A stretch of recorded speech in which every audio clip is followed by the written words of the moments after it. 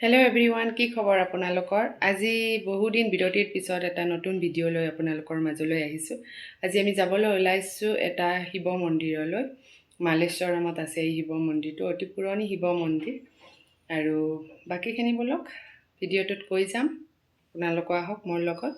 এতিয়া শিৱ বাবাৰ নাম লৈ শিৱ মন্দিৰলৈ আহক মোৰ লগত।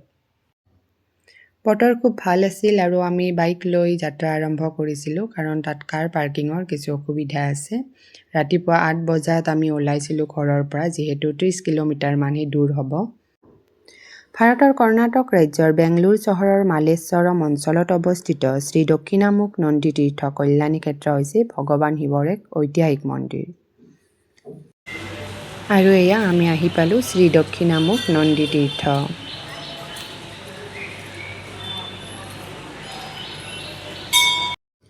চাৰিশ বছৰ পুৰণি এই মন্দিৰটো ইয়াত থকা এটা বিৰল দক্ষিণমুখী নন্দীৰ বাবে বিখ্যাত। নন্দীৰ মুখৰ পৰা নিৰন্তৰ নিৰ্গত পবিত্ৰ পানীয়ে তলত থকা শিৱলিংগক স্পৰ্শ কৰি মন্দিৰৰ মাজভাগত থকা পবিত্ৰ পুখুৰী বা কল্যাণীলৈ বৈ যায়। নন্দীৰ মুখৰ পৰা অৰহ বৈ থকা পানীৰ উৎস এতিয়াও কিন্তু ৰহস্যজনক।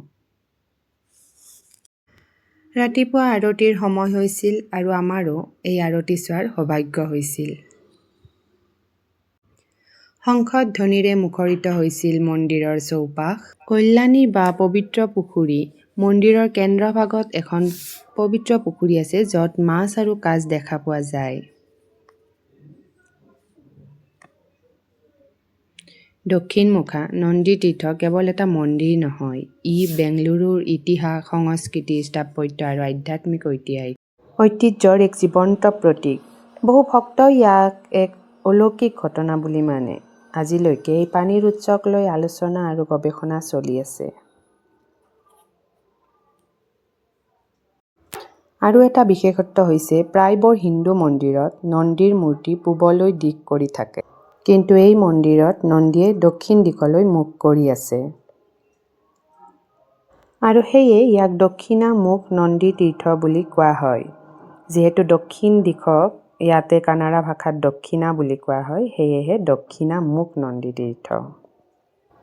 মহাশিৱৰাত্ৰিৰ সময়ত ইয়াত হাজাৰ হাজাৰ ভক্তৰ সমাগম হয় আৰু ভক্তসকলে বিশ্বাস কৰে যে এই পবিত্ৰ তীৰ্থৰ জল দৰ্শন আৰু স্পৰ্শ কৰিলে মানসিক শান্তি, আশীৰ্বাদ আৰু আধ্যাত্মিক শক্তি লাভ হয়।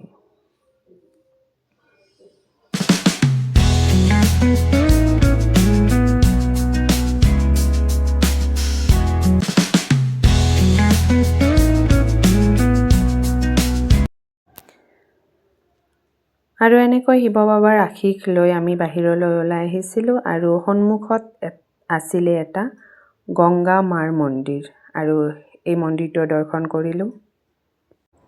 এয়া গংগা মাৰ মন্দিৰ, ভিতৰত ভিডিঅ' আৰু ফটোগ্ৰাফী এলাও নাই। এয়া শ্ৰী গংগা মা মন্দিৰৰ বাহিৰ ভাগ। ব্যস্ত মহানগৰীৰ মাজত অৱস্থিত এই স্থানটোৱে কিন্তু আজিও ভক্ত আৰু পৰ্যটকক সমানে আকৰ্ষিত কৰি আহিছে। দক্ষিণামুখ মন্দিৰৰ গাতে লাগি থকা এইটো আন এটা শিৱ মন্দিৰ, আৰু এইটো আমি দৰ্শন কৰিলোঁ, কিন্তু ভিডিঅ' আৰু ফটো ভিতৰত এলাও নাছিলে। আৰু আমি এনেকৈ 4টামান মন্দিৰ দৰ্শন কৰি ঘৰলৈ উভতিছিলোঁ।